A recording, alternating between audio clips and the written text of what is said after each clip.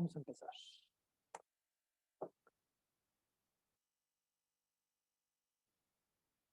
Listo. Un poco el contenido de la presentación. Vamos a hablar un poquito de la que es la diversidad mexicana, los antecedentes de las áreas naturales protegidas, qué son las áreas MAP, que son dentro del programa de la UNESCO del hombre y la biosfera, qué son las áreas naturales protegidas en general, la administración y el manejo de ellas, mi experiencia más personal que digamos profesional, y vamos a concluir con una sola lámina, ¿no? Es una presentación larga, me voy a ir más o menos rápido para que podamos concluir en tiempo y antes de las 7 de la tarde estemos terminando para las preguntas, ¿no? Esta lámina me gusta mucho, es una lámina que sumé fotos de muchos lugares, principalmente de la Conavio, pero me gusta mucho porque tenemos cosas muy mexicanas que la mayoría de ellas solamente las tenemos en México o que fueron domesticadas o producidas o que son de México para todo el mundo, ¿no? Entonces, esta parte es sumamente importante porque hace que nuestro país sea un país reconocido como la quinta potencia en diversidad biológica, ¿no? Entonces, todos estos alimentos, todas estas especies han ido pasando a diferentes sitios y han alimentado a diferentes países, ¿no? Pero también tenemos una gran cultura. Esta diversidad cultural que es alimenticia, que es ambiental, también es reflejada en una diversidad cultural sumamente importante que la vemos representada principalmente en las pirámides o como uno de los grandes íconos que nosotros tenemos en nuestro país. Algo que tienen en común estas tres fotografías es que son pirámides, son de nuestros ancestros, son de nuestro México, pero también las tres son áreas naturales protegidas en sus diferentes modalidades. Entonces, esto es sumamente importante para que tengamos en cuenta y consideremos posteriormente. ¿Sí? Ahora, ¿quién se encarga de la administración de estas áreas naturales protegidas? Bueno, se encarga la Comisión Nacional de Áreas Naturales Protegidas, que somos un órgano desconcentrado de la Secretaría de Medio Ambiente y de Recursos Naturales, ¿no? Pero, ¿qué es un área natural protegida? Bueno, un área natural protegida es un espacio del territorio nacional en donde México ejerce su soberanía y su jurisdicción, ¿sí? En donde los ambientes naturales no han sido alterados significativamente por la actividad principalmente del hombre, en donde no han sido afectados estos ambientes naturales o que si han sido afectados merecen ser preservados y restaurados, ¿no? Y todo su régimen está dentro de la Ley General del Equilibrio Ecológico y de Protección al Ambiente. Como antecedentes, en 1917 se crea la primera área natural protegida de nuestro país, que es el Desierto de los Leones, que se encuentra dentro de lo que hoy es la Ciudad de México. ¿Por qué es importante este espacio? Este espacio es muy importante porque era una de las principales fuentes de agua de la Ciudad de México, era de donde se servía de agua parte de lo que es hoy la Ciudad de México, ¿no? Actualmente ya tenemos el Ajusco, ya tenemos el corredor biológico Chichinautzin también, que también dan agua a la Ciudad de México, así como ha ido creciendo, ¿no? Posteriormente, se viene una oleada de decretos de áreas naturales protegidas que fueron conocidas como áreas naturales protegidas de papel, ¿sí? ¿Por qué fueron conocidas como áreas protegidas de papel? Bueno, esto es porque solo estaban en el decreto. Solamente se firmaron decretos por ahí de los 30, por ahí de los años 30, cuando Lázaro Cárdenas era el presidente de nuestro país y Miguel Ángel de Quevedo, que los ambientalistas reconocemos mucho el trabajo que él desarrolló durante estos años, fueron fortalecidas estas áreas naturales protegidas, pero fueron fortalecidas en el papel porque fueron creadas, fueron hechas, fueron reconocidas por el gobierno como algo estratégico que tenía que ser reconocido, ¿no? Y se usaron principalmente criterios estéticos y de recreación. Esto es, si es un sitio bonito, si es un sitio de captación de agua, una zona alta, si es un sitio de gran importancia turística, bueno, pues entonces hagámoslo una área natural protegida porque seguramente merece ser conservado. Y principalmente se usaron dos categorías de conservación y de manejo de las áreas naturales protegidas, que fueron parques nacionales y reservas forestales y refugios de fauna silvestre, ¿sí? Estas dos fueron principalmente, y más adelante hubo una transformación en las categorías de manejo de cada una de las áreas naturales protegidas, ¿no? Y en los años 70 surge como concepto a nivel mundial, que se empezó a impulsar, sí, desde México también, el concepto de reserva de la biosfera, entendiendo a la biosfera como todo el planeta, ¿no? Como esta parte de los biomas, de tener que proteger estos biomas y de mantenerlos, porque de ellos dependía exactamente la conservación de la propia especie humana y de muchísimas otras especies.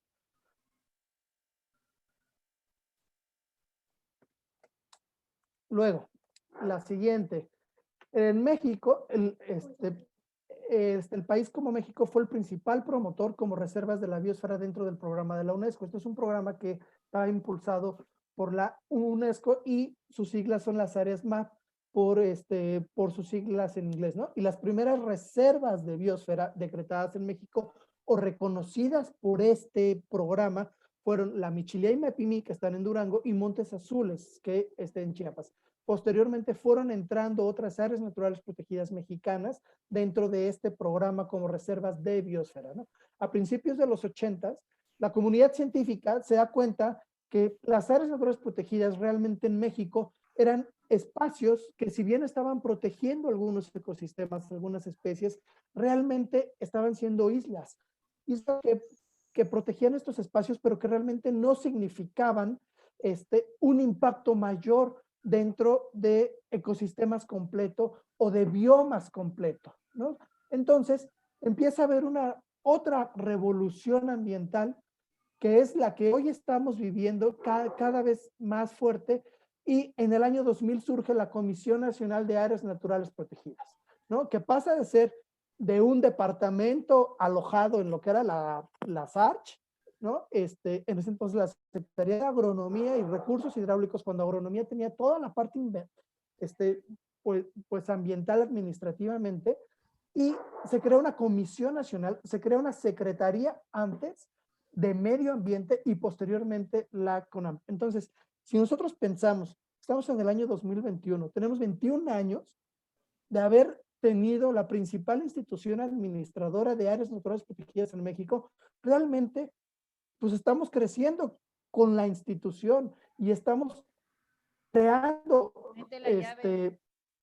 no hablo del descubrimiento de cómo se manejan las áreas naturales protegidas, pero sí hablo de que fuimos pioneros en el manejo, en la administración y en la implementación de programas y de esquemas de conservación de estos espacios, ¿no? En estos 21 años hemos aprendido muchísimas cuestiones, ¿no? Y dentro de todas estos que hemos aprendido, les voy a platicar algunas de las más importantes de ellas, ¿no? ¿Cuál es el objeto de las áreas naturales protegidas? Esto lo pueden encontrar en la Ley General del Equilibrio Ecológico y Protección al Ambiente, que finalmente es preservar ambientes naturales que son representativos del país, resguardar y salvaguardar la diversidad genética en sus ambientes naturales, asegurar la preservación y el aprovechamiento sustentable. Este tercer punto es muy importante porque te habla de un aprovechamiento sustentable, un manejo de los recursos naturales, un manejo responsable de los recursos naturales. Hacer investigación científica, pero no solamente hacerla y llevarla a cabo y publicarla, esperarnos 3 años para sacar nuestras publicaciones, sino poder transformar esta investigación científica y meterla al manejo de estos espacios que son sumamente importantes. Generar, rescatar y divulgar el conocimiento tradicional, la protección de poblados, vías de comunicación e instalaciones industriales. Esto es muy importante porque, aunque no lo crean, uno de los objetos de las áreas naturales protegidas es la protección de poblados. ¿Por qué? Porque las áreas protegidas nos protegen de huracanes, de tornados, de muchísimos eventos meteorológicos que pueden dañar la infraestructura del ser humano. Por eso también se crean las áreas naturales protegidas, ¿no? Y proteger los entornos naturales, zonas, monumentos y vestigios arqueológicos, históricos y artísticos, salvaguardar toda esta parte cultural que nos hace ricos como país. Esto es un mapa muy a grandes rasgos de lo que son hoy las 182 áreas naturales protegidas de nuestro país. Sin duda somos un país que tiene un alto número de áreas naturales protegidas. Ya les decía, somos el 5º lugar a nivel mundial en diversidad biológica. Tenemos que ser un país también con muchas áreas naturales protegidas, pero ¿qué hay del manejo de las áreas naturales protegidas? ¿Qué hay de la inversión que se hace dentro de las áreas naturales protegidas? Porque tenerlas suma puntos, ¿no? Pero llegar a un real manejo, a un manejo efectivo de estas áreas naturales protegidas, ha sido un proceso muy doloroso, ha sido un proceso muy complicado para nuestro país y de muchísimo aprendizaje.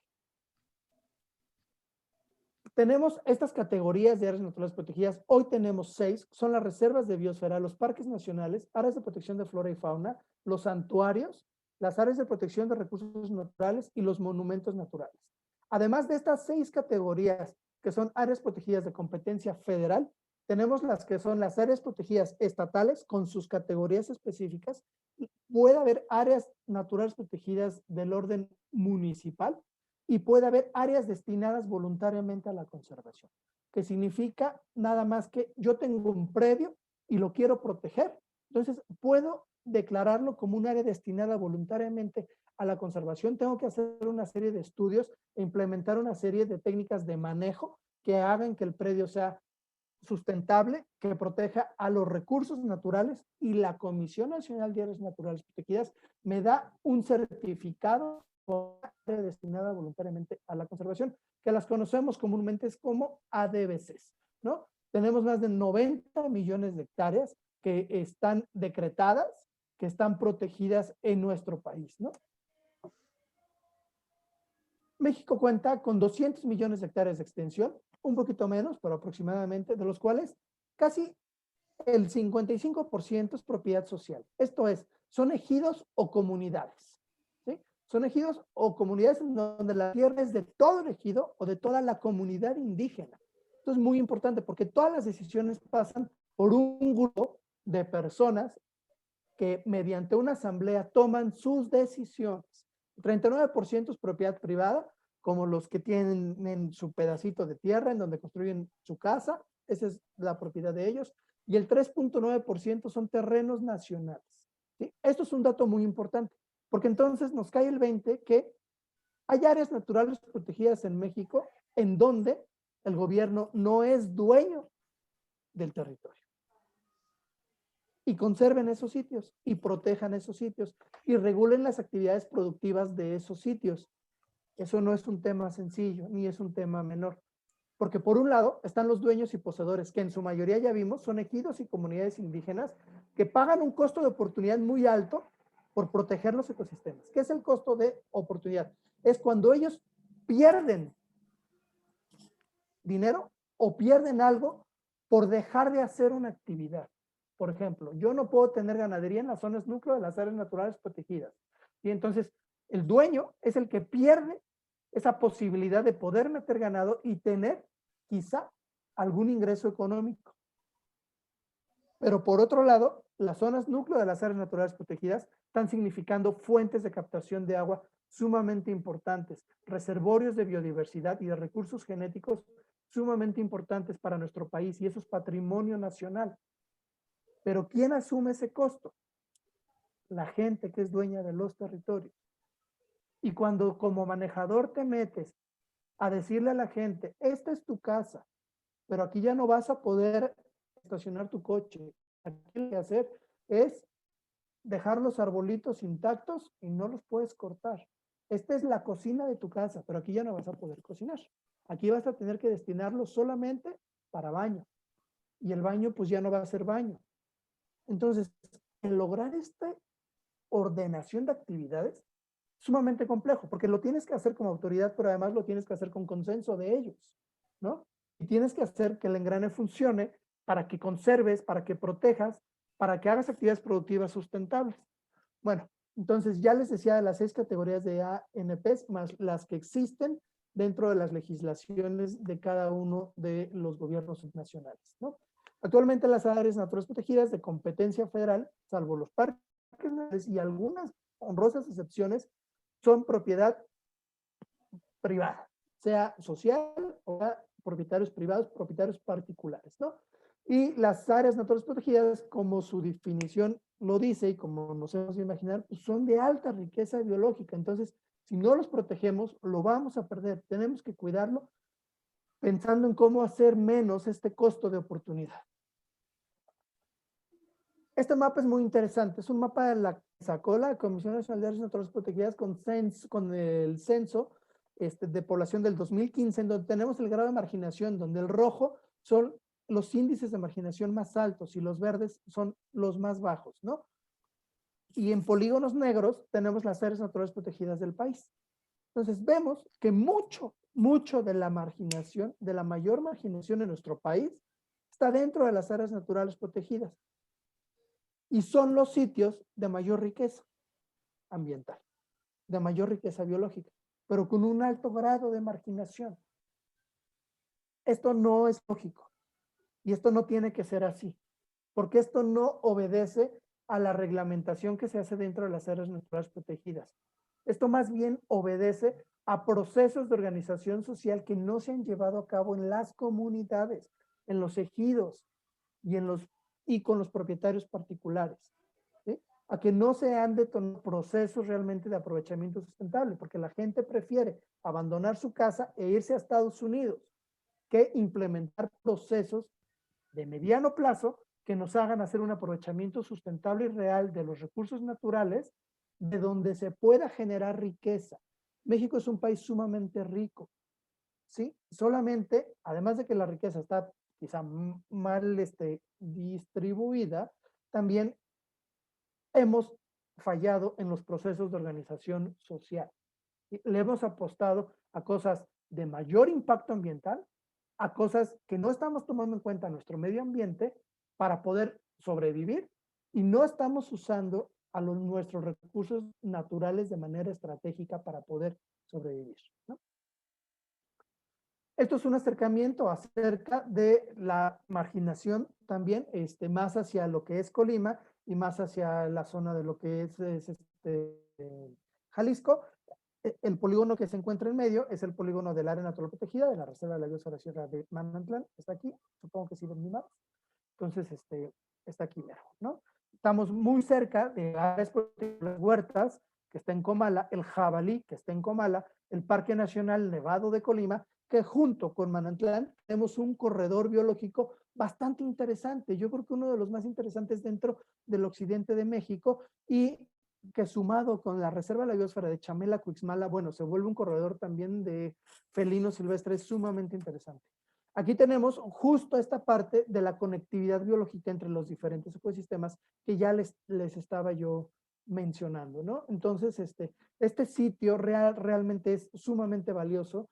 Yo creo que hasta ahora todavía ha sido poco estudiado, sobre todo en los sitios que están entre el Parque Nacional Nevado de Colima y lo que es Manantlán, lo que se conoce como el Llano en Llamas, esta parte sumamente desértica, pero también hacia Comala, hacia la parte de lo que es el Jabalí, con selvas bajas caducifolias, que también son sumamente interesantes, ¿no? Además tenemos cuerpos de agua que hacen que exista mucha presencia de fauna silvestre, ¿no?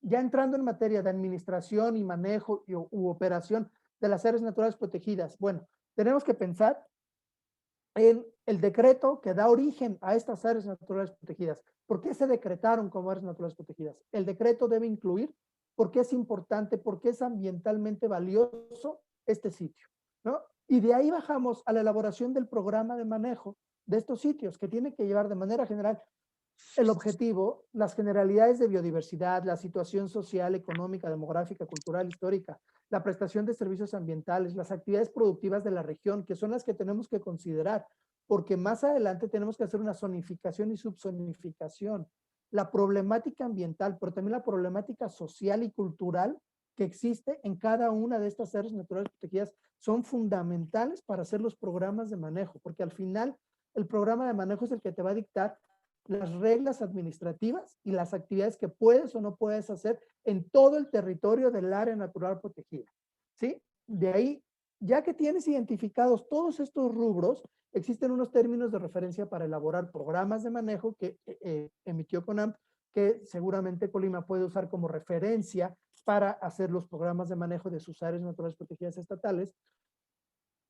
Y de ahí pasas a la zonificación y la subzonificación, que ahorita les voy a platicar, y debemos de considerar siempre los instrumentos regulatorios locales y estatales que ya existen en estos sitios, en las demarcaciones, para que sean incluidos dentro de los programas de manejo y dentro de la administración y operación o manejo del área natural protegida.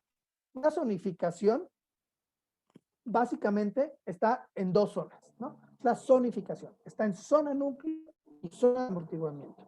Y puede haber dos tipos de zona núcleo. La de protección, que es conservación estricta, y uso restringido, que básicamente nos vamos por ecoturismo de muy bajo impacto, educación ambiental e investigación científica.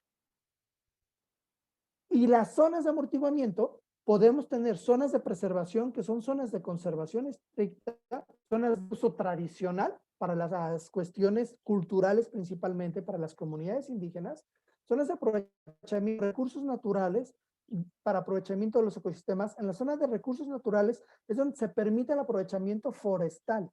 Sí, dentro de las áreas naturales protegidas podemos hacer aprovechamiento forestal y aprovechamiento de los recursos naturales lo podemos hacer solo por parte de los dueños y poseedores de los predios, bajo una autorización que emite Semarnat. Aprovechamiento de los ecosistemas principalmente son aquellas actividades que se dirigen a la agricultura o a lo pecuario. ¿Sí? Aprovechamiento, puede haber aprovechamientos mineros dentro de las áreas naturales protegidas con permiso de los dueños y poseedores de los sitios y con una manifestación de impacto ambiental que tiene que autorizar Semarnat, cambio de uso de suelo y una autorización que emite también la Comisión Nacional de Áreas Naturales Protegidas.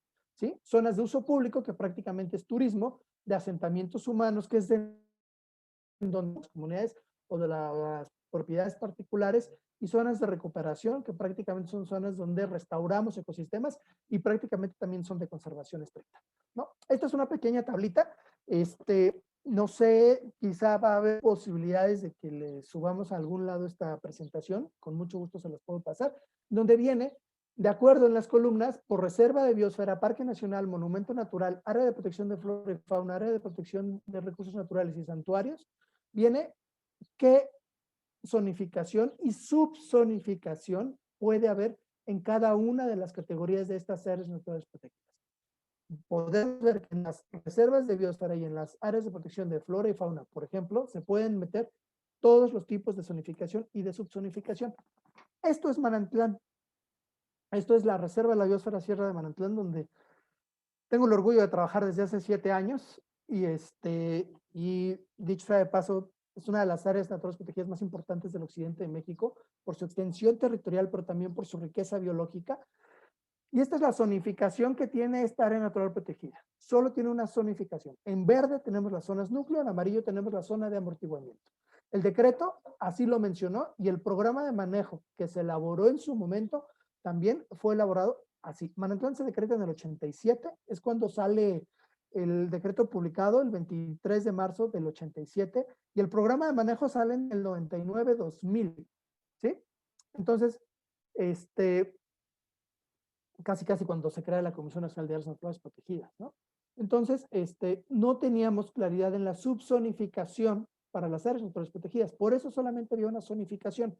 Esto es la subzonificación que estamos trabajando para para la actualización del programa de manejo que esperemos publicar muy pronto, en donde ya vemos una instrumentación de actividades mucho más fuerte, ¿sí? En donde tenemos en verde las zonas núcleo, en azul bajito o más claro, en aguamarina tenemos zonas de restauración, en amarillo tenemos las zonas de aprovechamiento de los ecosistemas, zonas de agricultura y de ganadería, en color beige tenemos zonas de aprovechamiento de los recursos naturales, o sea, zonas de aprovechamiento forestal, y en estas zonas cafés, estas son zonas de recuperación, y en color gris tenemos las zonas de asentamientos humanos.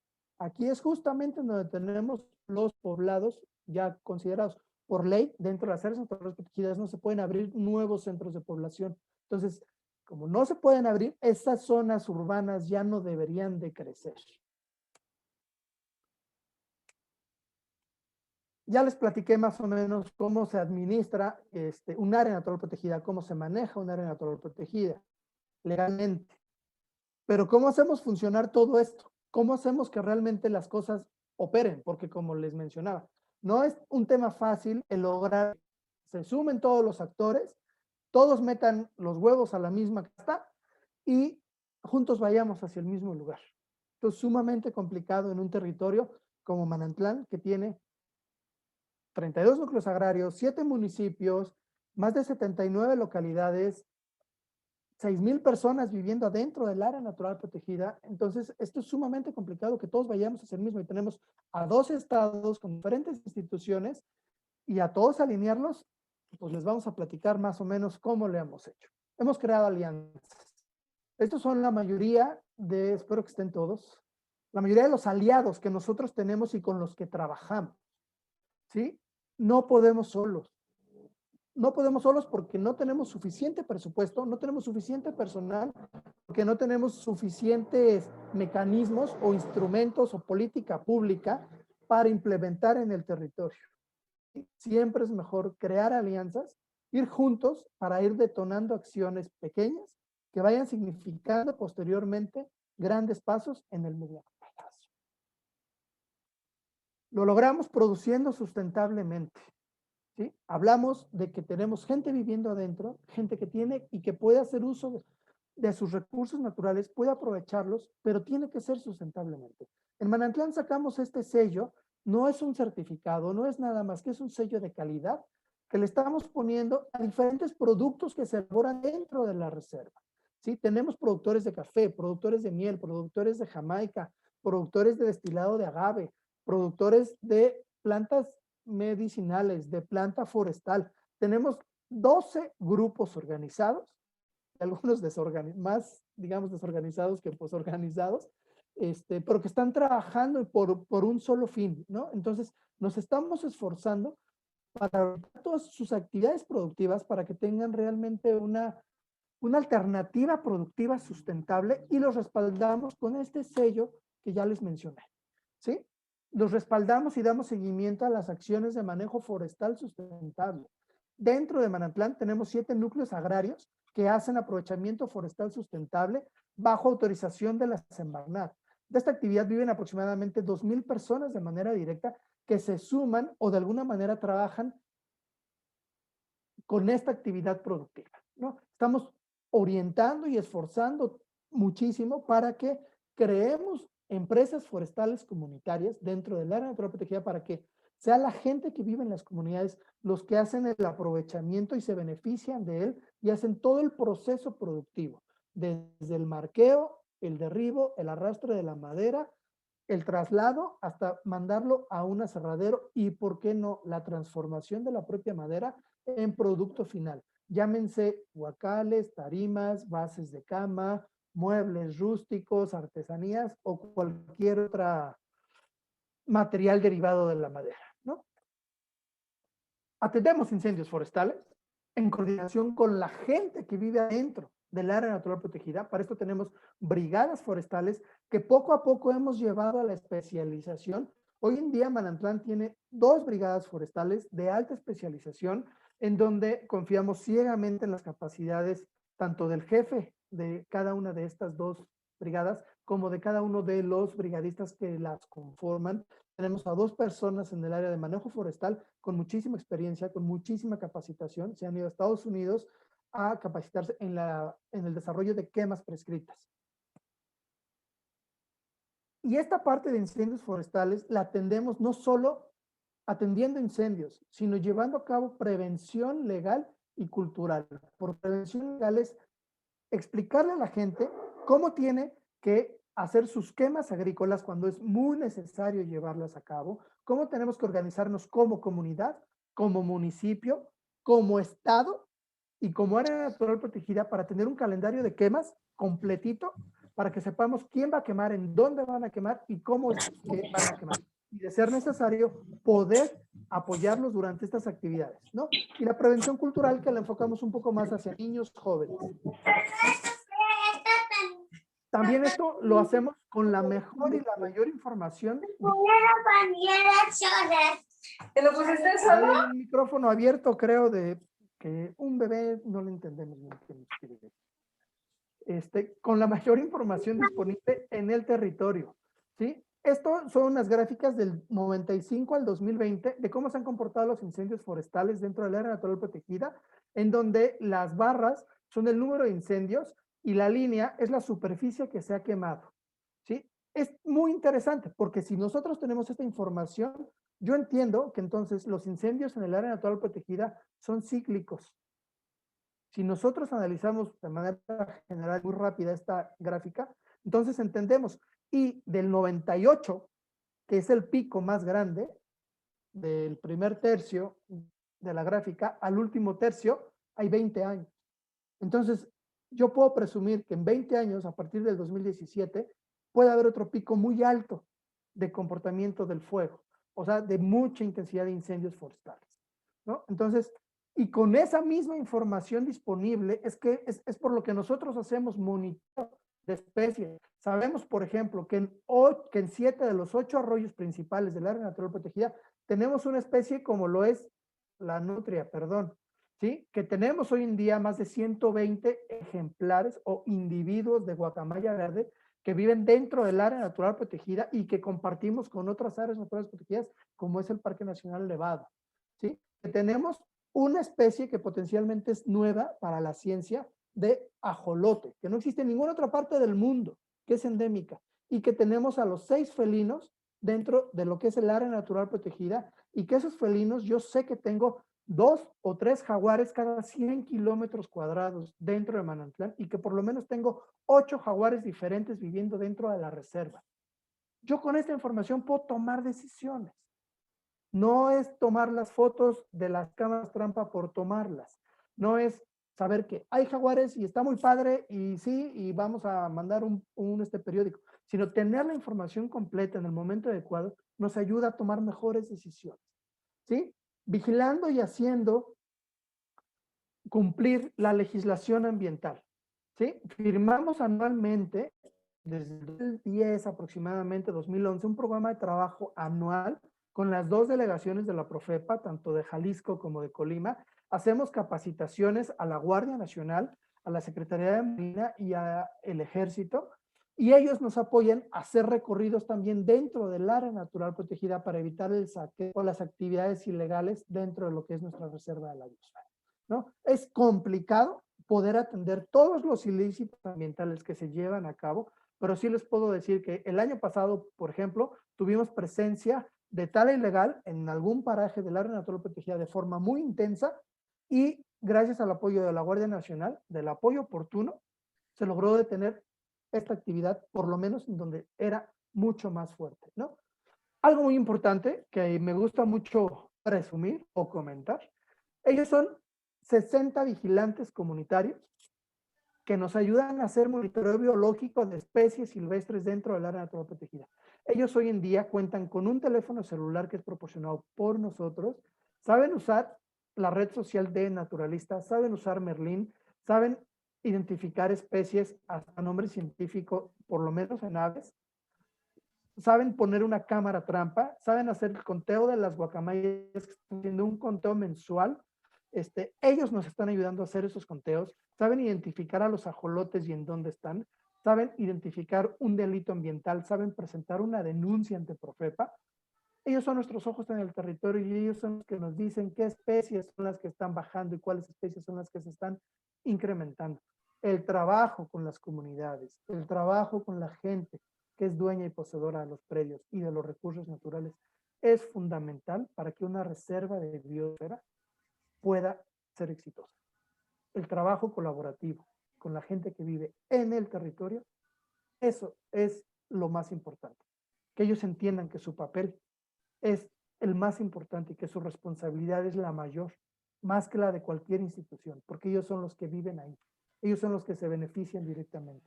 Cuando ellos entienden eso nos hace Gente llegar a del lograr, natural a protegida. dar grandes pasos.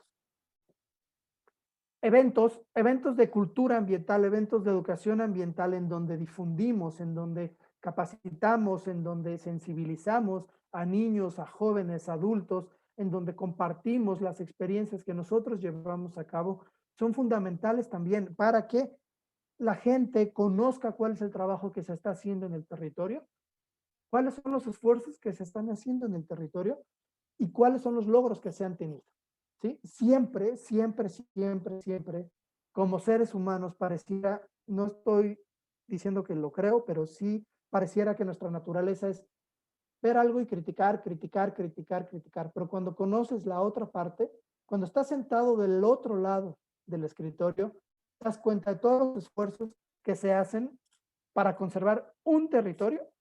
Entonces es cuando te sumas, no a la crítica, sino te sumas a la participación y a la difusión de que se sigan haciendo esas actividades.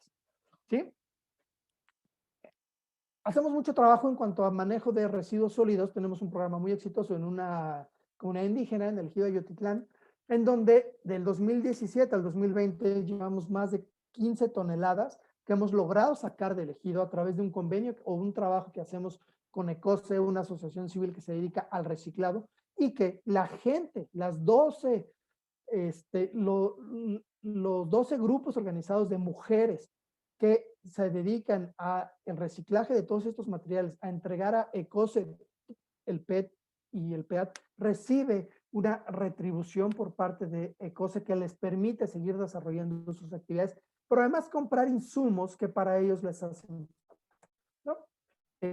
Tenemos un consejo asesor que, como chiste antiguo, se decía que era un consejo agresor, en donde tenemos sentados a 20 miembros. Por ley, un consejo asesor solo puede estar conformado por 21 miembros, ¿sí? Pero tenemos 3 subconsejos regionales en el área natural protegida, el de la zona norte, que es el Ayuquila, el de la zona sur, que es el Marabasco, y el de la zona de Cerro Grande.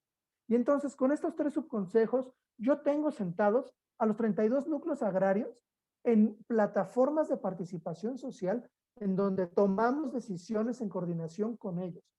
Y de ahí salen representaciones para tener un consejo asesor constituido por sector gubernamental municipal, estatal, federal, dueños y poseedores de los predios, las autoridades ejidales y de comunidades indígenas, organizaciones de la sociedad civil, la Universidad de Colima y la Universidad de Guadalajara. Y entre todos tomamos decisiones. Entre todos participamos y entre todos discutimos cuando hay algún problema que tenemos que resolver juntos.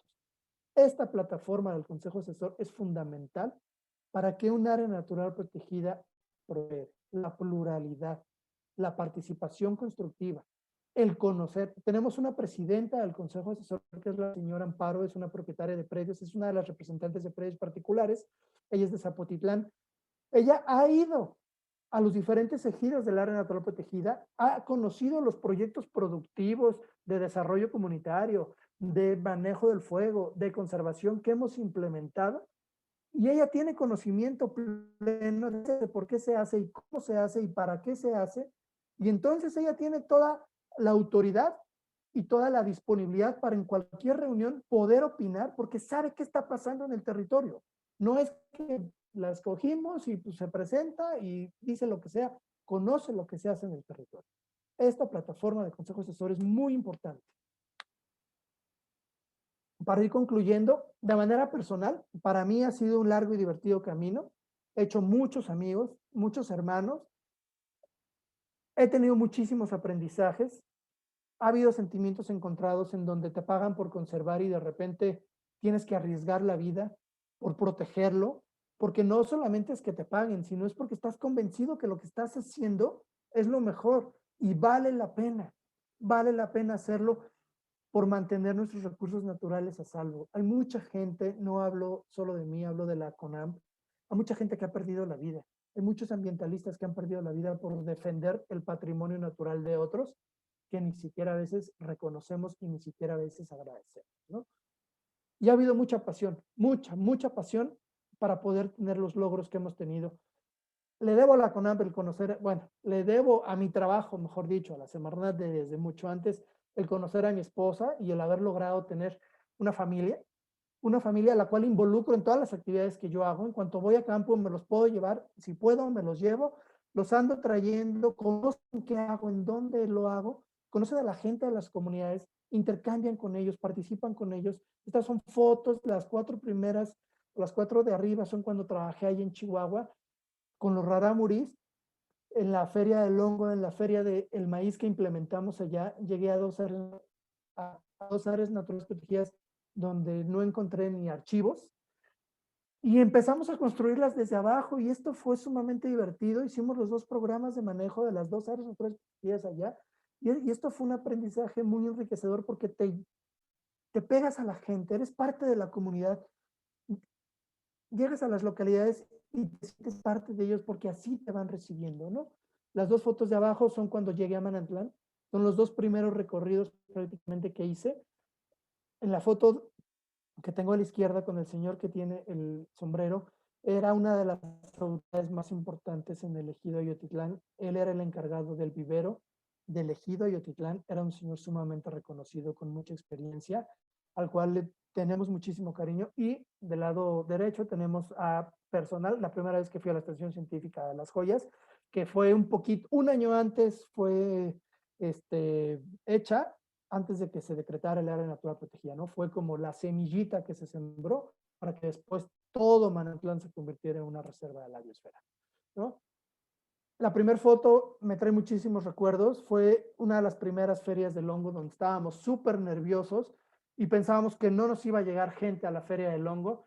Y esa vez llegaron más de 200 personas a la feria y fue donde vimos que la feria del hongo tenía un potencial enorme. La señora Marta mostrando toda la producción de hongos que había en el ejido o que hay en el ejido del Torrero, mi hija en la foto posterior, con quien he compartido muchísimos momentos. Manantlán, abajo en uno de los miradores principales de lo que es el área natural protegida, el llevar a un brigadista es un evento estatal ahí en donde el jefe de la brigada de Tecopatlán de la Reserva de la Biosfera Sierra de Manantlán, en un evento con el secretario de Medio Ambiente Federal, con el gobernador del estado de Jalisco, con diputados federales, diputados locales, con el comisionado nacional, él fue el elegido para hablar de los incendios forestales de esta temporada. El ver a nuestros brigadistas asumiendo estas responsabilidades y llevándolas a cabo ha sido uno de los grandes también, de las grandes satisfacciones que he tenido, ¿no? Estas fotos, muchas de ellas son las primeras o las del lado izquierdo en el ejido Yotitlán.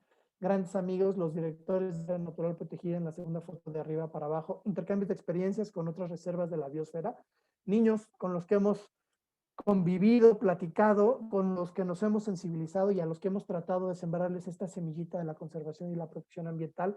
Cuando fue el sismo del 2000, me parece que fue 2017, participamos, llevamos camiones, 2 camiones llenos de víveres, de ropa, que juntamos con las escuelas de la región, de la localidad. De ahí llevamos a los que estaban necesitados y cada bolsita de ropa llevaba una carta de los niños del área natural protegida y de las localidades con las que trabajamos para los niños de las áreas naturales protegidas de Morelos y de la zona del Estado de México y de la Ciudad de México. ¿Sí?